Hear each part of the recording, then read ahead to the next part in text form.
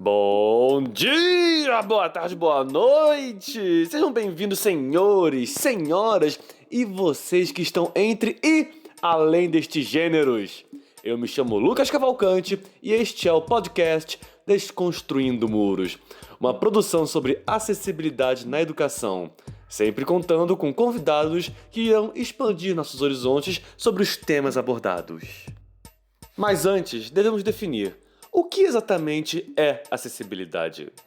Acessibilidade é um conjunto de medidas que possibilitem o acesso a lugares, serviços, produtos ou informações de maneira segura, autônoma e confortável, abraçando e adaptando-se para beneficiar pessoas que sejam ou não portadores de deficiências. Sim, a acessibilidade é válida em geral. Pense, por exemplo, em uma rampa. Não é só o cadeirante que usa, mas a pessoa que quebrou a perna e está momentaneamente na cadeira de rodas ou de muletas também será beneficiado. Uma pessoa idosa que se movimenta mais lentamente na rampa, ela terá seu acesso facilitado. Hoje no Desconstruindo Muros, o tema é cegueira e ensino. Antes de começarmos, é importante definir alguns termos. Cegueira é o termo usado para perda total de visão, quando a pessoa precisa contar com habilidades para substituir essa mesma visão. Já do ponto de vista educacional, cego é aquele que não utiliza a visão para aprendizagem e que necessita de sistemas de braille ou sistemas que verbalizam textos em computadores. Já baixa visão ou visão subnormal é o termo usado para a pessoa que tem sua função visual comprometida, mas que usa ou é potencialmente capaz de usar a visão para executar tarefas. Do ponto de vista educacional, o escolar com baixa visão é aquele que possui algum resíduo visual que lhe permite ler impressos com auxílio de recursos didáticos e equipamentos especiais. Para mais informações, todas as nossas referências estarão disponibilizadas na descrição do episódio. Para guiar nossa percepção do tema, temos hoje no Desconstruindo Muros a professora Aida Guerreiro. Aida é cega e trabalha com AEE, ou seja, Atendimento Educacional Especializado, que tem como função identificar, elaborar e organizar recursos pedagógicos e de acessibilidade que eliminem as barreiras para a plena participação dos alunos, considerando suas necessidades específicas. Aida, por favor, fala um pouco sobre você e a sua formação para que o ouvinte possa te conhecer melhor também. Bem, eu sou Aida Guerreiro, tenho 63 anos, sou professora da rede municipal de São João de Meriti, atuando desde 2004 no atendimento educacional especializado, AE, que é parte da educação especial. Trabalho com alunos deficientes visuais. A minha formação, a última formação, foi o mestrado, que eu terminei ano passado. E a primeira foi a Escola Normal Carmela Dutra. Eu fiz a formação de professores, para lecionar até o quarto ano, na época era quarto, hoje é quinto ano do ensino fundamental. Depois eu tive a formação na graduação, fiz letras, português e literaturas na UERJ, no Maracanã. Depois eu fiz 2 pós, uma também na FEBEF, orientação curricular na educação básica, e outra no Instituto Benjamin Constant, em parceria com o ISERJ. A deficiência visual é a alfabetização e letramento para crianças com deficiência visual nas séries iniciais do ensino fundamental. Onde você atua como professora e que ações constituem seu dia a dia escolar? Hoje eu atuo no município de São João de Meriti, no CIEP 180, Presidente João Goulart, que fica bem próximo ali ao shopping em São João de Meriti. Inicialmente eu atuei com educação especial e mais tarde eu tive alunos que já estavam inclusos e aí eu passei a atender no atendimento educacional especializado de deficientes visuais. Então eu tinha muita parceria com os professores das turmas em que meus alunos estavam inclusos e eles faziam no contraturno o atendimento comigo, Se estudassem pela manhã, à tarde fazia um atendimento comigo. E aí eu tentava adaptar um material que é dado na sala de aula regular e ajudava também nas avaliações. O que te inspirou a seguir a carreira de professora? Bem, o que me motivou a escolher a profissão de professora, na verdade, eu estava fazendo o ginasial, né? Que hoje em dia é o segundo segmento fundamental, e eu já tinha muita afinidade em ensinar crianças. Tanto que os meus vizinhos, as crianças vizinhas, onde eu morava, eles ficavam me incitando, quando me viam lendo, que eu sempre gostei muito de ler, ficavam perguntando: que letra é essa? Que palavra é essa? Com isso, eu via um interesse tão grande por parte deles que eu passei a ensiná-los. E depois eu, já no final, né, do Fundamental 2, eu já fui formando um grupinho que eu ensinava em casa, mas nem cobrava nada, ensinava porque eu gostava de fazer aquilo. Ensinava as crianças a aprenderem a ler, exatamente.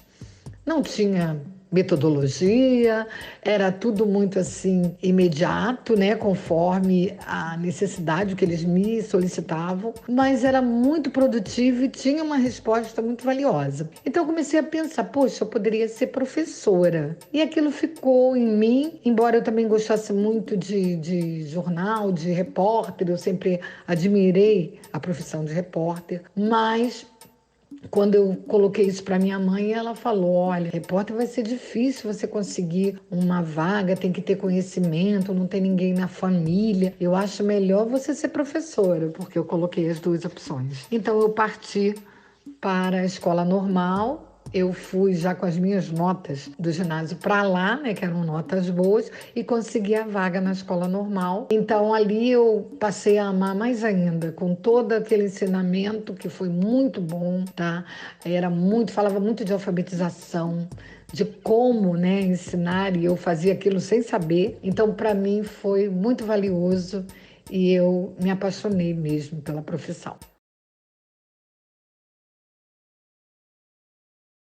Mesmo estando cheio de paixão pela profissão, educar ainda é um processo de muitos desafios, que se tornam ainda maiores para portadores de deficiência visual. Conta pra gente, Aida, quais são os maiores desafios que você já enfrentou ou enfrenta na sua profissão? Bem, em relação aos desafios, né, que eu tenho enfrentado até hoje como professora, são muitos, são muitos. Na verdade, há desafios que eu encontro nos próprios alunos, tá, que vêm sem autonomia nenhuma, né, com muita dependência de quem os trouxe até a escola, e essa dependência faz com que eles sejam bem limitados. E o primeiro passo, né, a primeira atividade, a primeira fala minha é em relação a essa autonomia que eles têm que adquirir. Primeira coisa, confiar em si próprio, acreditar que é capaz, porque a família, embora não queira, ela vai cobrindo tanto as ações desse aluno, né, dessa criança, que ele vai, ou até mesmo adulto, que ele vai crescendo se achando incapaz, achando que sempre vai precisar de alguém para fazer as coisas para ele, para que ele possa caminhar, progredir, avançar. E essa dependência não é boa, porque ele não acredita em si mesmo. Então eu falo muito e a gente começa a trabalhar isso em sala de aula. Quando cai um punção, que é a nossa caneta, né, o material que fura a folha para fazer o relevo do braille, então eles trabalham muito com esse punção. O punção, às vezes, né, escorrega da mão, cai. E aí eles ficavam assim, tem que chamar alguém para pegar o punção. E eu falava, não, por que chamar alguém? Nós somos capazes, só porque não enxergamos? Não, nós vamos conseguir. Vamos passar o pezinho. Quem vai dizer onde é que está, se encontrou, sentiu que tem alguma coisa aí que pode ser o punção. E assim eles iam se acostumando, né, a tentar solucionar as coisas por si mesmo. E isso era um desafio, né, que eu conseguia vencer neles.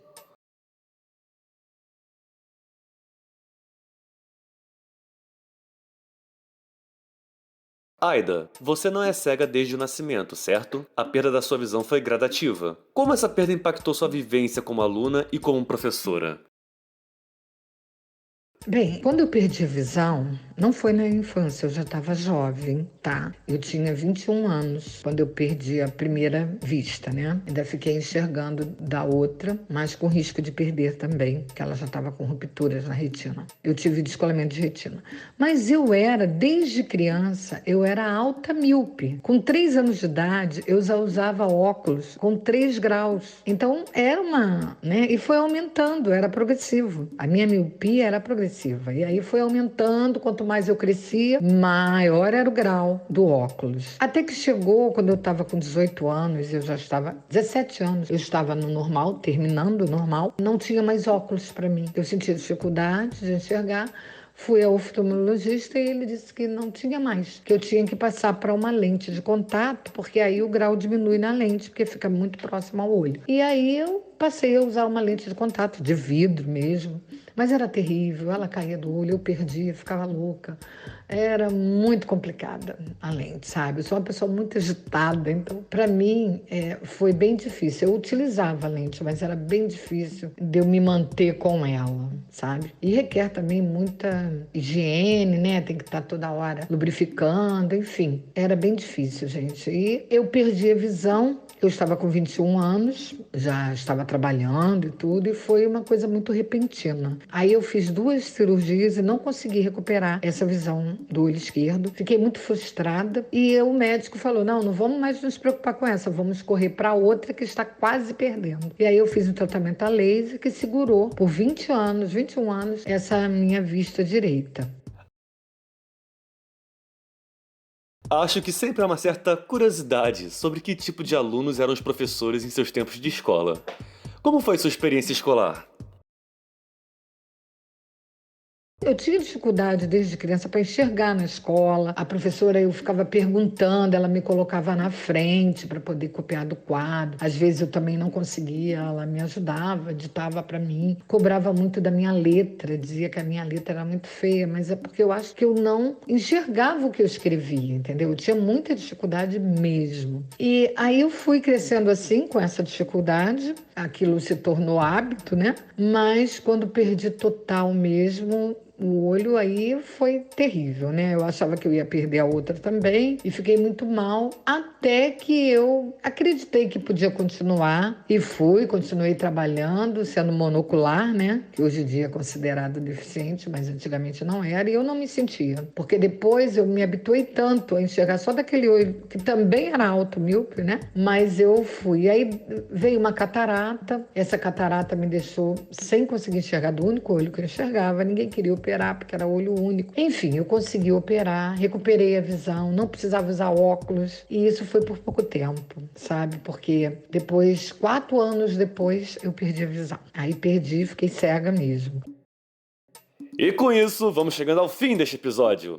Gostaria de agradecer muito à professora Aida por compartilhar sua história conosco e também a você, ouvinte, por nos escutar e buscar aprender mais sobre acessibilidade na educação. Muito bem, esse foi o Desconstruindo Muros e nos vemos no próximo episódio.